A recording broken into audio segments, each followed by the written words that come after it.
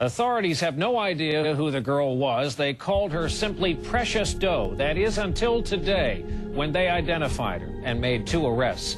NBC's Mark Potter has more on how police say they finally cracked an awful case. Years after her death, she was known only by a nickname, by artist renderings, and a bust of what she might have looked like.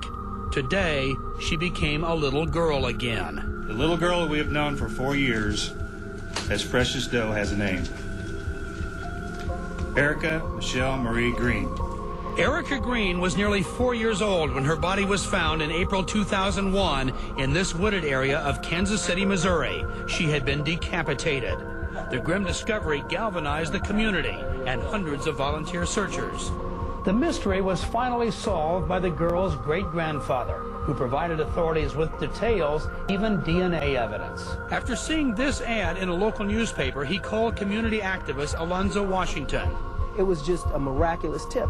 Following up, police in Muskogee, Oklahoma have now arrested Erica's mother, Michelle Johnson, and the girl's stepfather, Harold Johnson, charging them with felony murder.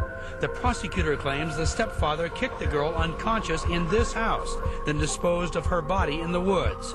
This weekend, a memorial service will be held for the young victim, whose name was unknown until now. Mark Potter, NBC News, Chicago.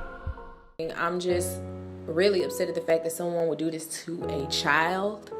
I'm not sure exactly what the child's age was, but regardless, this really should not happen to a child. It really shouldn't happen to no human being, period.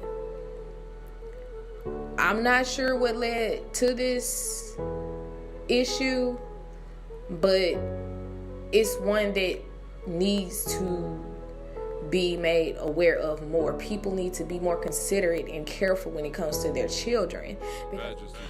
After watching the video, I honestly feel as if parents, especially mothers, should take into more consideration about who they have around their children and what environment they're putting in.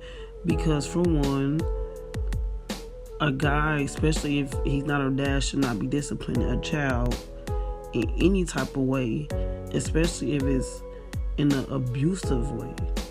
I also feel like if the mother really didn't want the child, she could have easily had options such as churches, adoption, foster care, other relatives.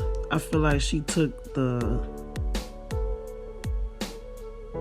easy way out, because there's always places for children to be placed in if you don't want them. And I just feel like to have your boyfriend do something to the child and then cover it up by hiding the body, that just says a lot about the mother. And true enough, I mean, when you're on drugs and they both were on drugs, I mean, the alter your perception, your judgment. And in this case, it obviously was poor judgment, but it could have just been handled in a way different manner. Like, I come from a family or background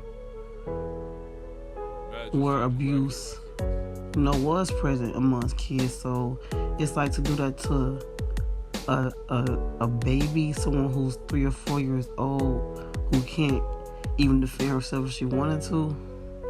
That just says a lot about the boyfriend and the mom. With the first-degree murder conviction of Harold Johnson here at the Jackson County Courthouse, after 7 years finally for that little girl, a measure of justice. However, for Betty Brown, the ordeal may never end. She helped to raise Erica Green before the little girl came to Kansas City. And while Harold Johnson may be guilty of murder and will spend the rest of his life in prison for killing Erica before cutting off her head and dumping her body in the woods, Betty Brown feels if she's been sentenced to life with a heavy heart and regret that the little girl left her care. Sorry I let her go. Yeah. The Precious Doe case was just crazy. Like, I don't understand how a mother would let a boyfriend or anybody like treat her child like that, and the child was only 3 years old. Like, that was just sad. And for her not to speak up until someone actually started looking for her, it's just sad and crazy. I feel like a lot of people look over child abuse more than they should, because it's a lot of kids out here being abused, and you will never know because, of course, the child is not going to say nothing. This story saddened the hearts of many. Today, Erica would have been 20 years old. We are glad justice could be served for her. May her soul rest in peace. Thank you for listening.